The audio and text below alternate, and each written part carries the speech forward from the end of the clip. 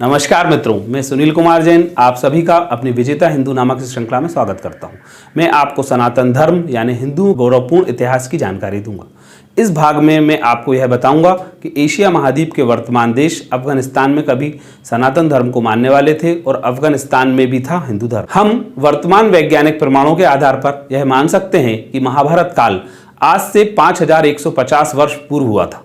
महाभारत में प्राग ज्योतिष यानी आसम, किमपुरुष यानी नेपाल, त्रिविष्टप यानी तिब्बत, हरिवर्ष यानी चीन का कुछ भूभाग, कश्मीर, अभिसार यानी राजौरी जिला, दार्द, हुण, हुंजा, अम्बिस्ट, आम, पख्तू, केकई, गंधार, कंबोज, वाल्हिक, बलख, शिवी यानी शिविस्थान, सीस्तान यानी सारा बलूच क्षेत्र, सिंध, सोवीर, सौराष्ट्र समेत सिंध का निचला क्षेत्र, दंडक महाराष्ट्र, सुरभिपट्टन यानी मैसूर, चोल आंध्रा, कलिंग तथा सिंघल सहित लगभग 200 जनपद महाभारत में वर्णित हैं, जो कि पूर्णतः आर्य थे तथा आर्य संस्कृति व भाषा से प्रभावित। महाभारत के अनुसार भारत को मुख्यतः 16 जनपदों में स्थापित किया गया था। जैन हरिवंश पुराण में प्राचीन भारत में 18 महाराज्य थे। पाली साहित्य के प्राचीनतम ग्रंथ अगंतुर्क निकाय में भगवान बुद्ध से पहले 16 महाजनपदों नामों का उल्लेख मिलता है। हम भारतीय राज्य कंबोज की बात कर रहे हैं, जो प्राचीन संगठित भारत के 16 जनपदों में से एक था। कंबोज की स्थिति और कंबोज का विस्तार कश्मीर से लेकर हिंदू कुश तक था। इसके दो प्रमुख नगर थे, राजपुर और नंदीपुर। राजपुर को आजकल राजौरी कहा जाता है। पाकिस्तान का हजारा जिला भी कंबोज के अंतर्गत ही था। कंबोज के पास ही गंधार जनपद, पाकिस्तान का पश्चिमी तथा अफगानिस्तान का पूर्वी क्षेत्र ही गंधार राज्य के अंतर्गत आता था। गंधार के दो प्रमुख नगर थे, पुरुषपुर यानी जो आज का आधुनिक पेशावर है, तथा तक्षशिला। तक्षशिला इसकी राजधानी था। इसका अस्तित्व 600 ईसा पूर्व से लेकर 11वीं सदी तक रहा। कुषाण शासकों के दौरान यहां बौद्ध धर्म खूब फला फूला, लेकिन खलीफाओं के आक्रमण ने इसे नष्ट कर दिया। कंबोज उत्तरापथ के गंधार के निकट स्थित था, जिसकी ठीक ठाक स्थिति दक्षिण पश्चिम के पुंछ के इलाके के अंतर्गत मानी जा सकती। वाल्मीकि रामायण के अनुसार कंबोज वाल्ही और वनायु देश के पास स्थित है।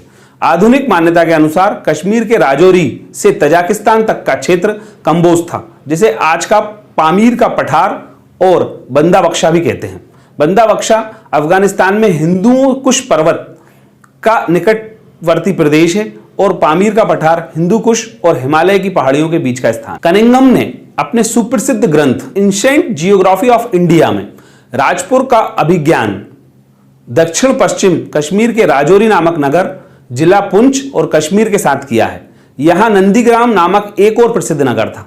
सिकंदर के आक्रमण के समय कंबोज प्रदेश की सीमा के अंतर्गत उड़शा जो पाकिस्तान का हजारा जिला है और अभिसार जो कश्मीर का जिला जो पुंछ है नामक छोटे छोटे राज्य बसे हुए, जिन स्थानों के नाम आजकल काबुल, कंधार, बल्ख, वाखान, वग्राम, पामीर, बंदबख्शा, पेशावर, स्वात, चरसद्दा आदि हैं, उन्हें संस्कृत के प्राकृत और पाली साहित्य में क्रमशः कुंभा, यह कुहकर, गंधार, वाल्हिक, वोकाक्टण, कपिशा, मेरू, कंबोज, पुरुषपुर यानी पेशावर, शुवास्तु, पुष्पकलावती आदि के नाम से जाना जाता था। अफगानिस्तान और पाकिस्तान को छोड़कर भारत के इतिहास की कल्पना नहीं की जा सकती। कहना चाहिए कि यह 7वीं सदी तक अखंड भारत का एक हिस्सा था।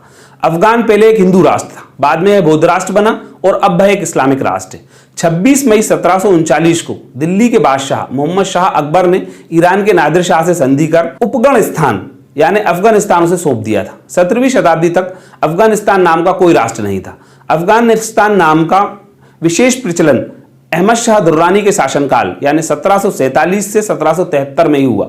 इसके पूर्व अफगानिस्तान को आर्याना, आर्यनुम, विजू, पख्तिया, खुरासान, पख्तूनख्वा और रोह आदि नामों से पुकारा जाता था, जिसमें गंधार, कंबोज, कुंभा, वर्णु, सुवास्ती आदि क्षेत्र थे। अफगानिस्तान में यहां हिंदू कुश नाम का एक पहाड़ी क्षेत्र है, जिसके उस पार कजाकिस्तान, रूस और चीन जाया जा सकता है। ईसा पूर्व 700 साल पहले तक यह स्थान आर्यों का था। ईसा पूर्व 700 साल तक उत्तरी क्षेत्र में गंधार महाजनपद था, जिसके बारे में भारतीय स्रोत महाभारत तथा अन्य ग्रंथों में वर्णन मिलता है। अफगानिस्तान की सबसे बड़ी होटलों की श्रृंखला का नाम आर्याना था और हवाई कंपनी का नाम भी आर्याना के नाम से जाने जाते थे। इस्लाम के पहले अफगानिस्तान को आर्याना, विजू, पख्तिया, खुरासन, पश्तूनख्वा और रोह आदि नाम से पुकारा जाता था।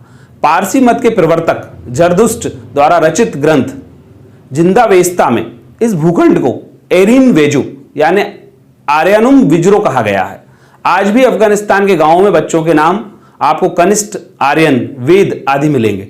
उत्तरी अफगानिस्तान का बल्ख प्रांत दुनिया की कुछ बेहद महत्वपूर्ण ऐतिहासिक विरासतों को सहेजे हुए। इसमें कुछ प्राचीन शहरों को दुनिया के सभी शहरों का जनक कहा जाता है। ये बल्ख के तराई इलाकों की समतल भूमि है, जिसके प्राचीन व्यापारिक मार्ग ने खानाबदोशों, योद्धाओं, साहसी लोगों का ध्यान अपनी ओर खींचा था।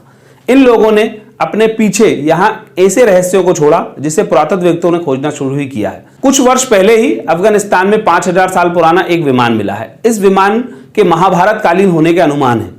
यह खुलासा wired.com की एक रिपोर्ट में किया गया है। रिपोर्ट के अनुसार अफगानिस्तान की एक प्राचीन गुफा में रखा हुआ यह महाभारत कालीन विमान पाया गया था। अब सवाल यह है कि इतने वर्षों तक यह सुरक्षित कैसे रहा। दरअसल यह विमान टाइम वेल में फंसा हुआ है, इसी कारण सुरक्षित बना हुआ है।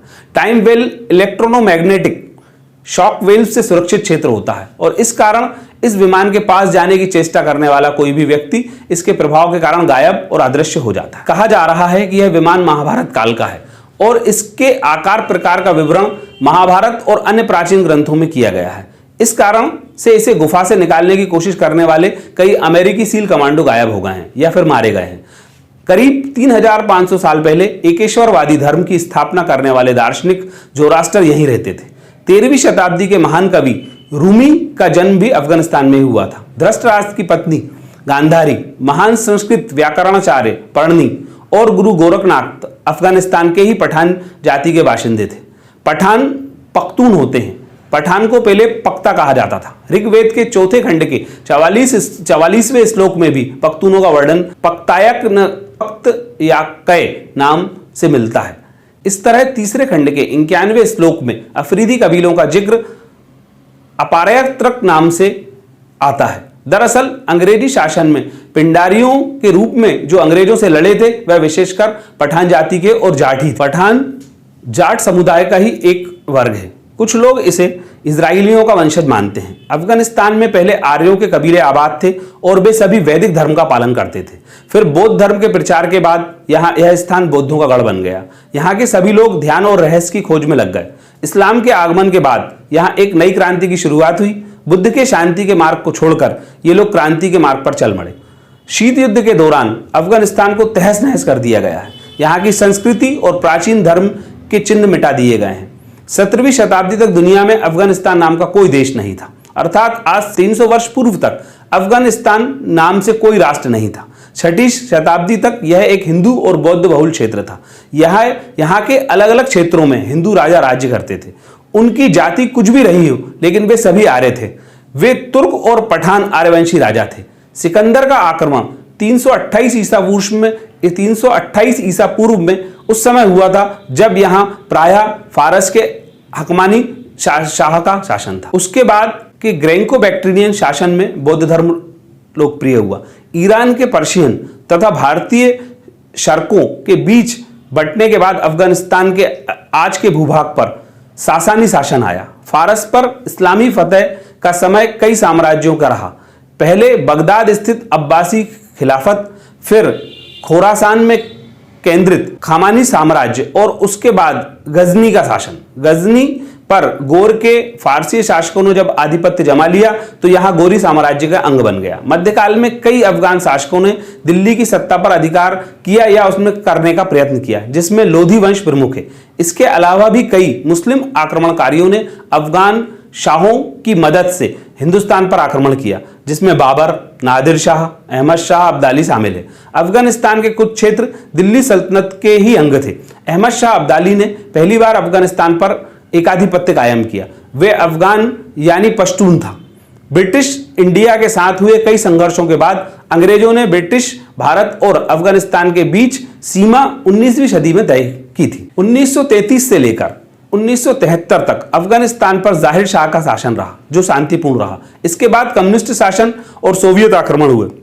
1789 में सोवियतों को वापस जाना पड़ा। इनको भगाने में मुजाहिदीनों का प्रमुख हाथ रहा। 1997 में तालिबान, जो अडिगपंथी सुन्नी कट्टर थे। उन्होंने सत्तासीन निर्वाचित राष्ट्रपति को बेदखल कर दिया। इनको अमेरिका का साथ मिला, बाद में अमेरिका के ही विरोधी हो गए। सन 2001 में अमेरिका पर हमले के बाद यहां नाटो की सेना बनी रही, जो अब वर्तमान में वापस जा रही हैं। जब तक अफगानिस्तान के निवासियों ने अपना मूल धर्म सनातन धर्म और बौद्ध धर्म बचाकर रखा था, तब तक वह समृद्ध और सुसंस्कारी थे तथा विकसित थे, और अफगानिस्तान भी एक विकसित राष्ट्र था। जैसे ही सनातन धर्म से वह सब विमुख हुए, उनका पतन होना शुरू हो गया और आज संपूर्ण अफगानिस्तान एक युद्ध की भूमि बना हुआ है। उसका एकमात्र कारण ही सनातन धर्म से विमुख होना है। मित्रों, आज मैंने आपको अफगानिस्तान का इतिहास बताया। मेरे इस वीडियो को अंत तक देखने का आपका बहुत बहुत धन्यवाद।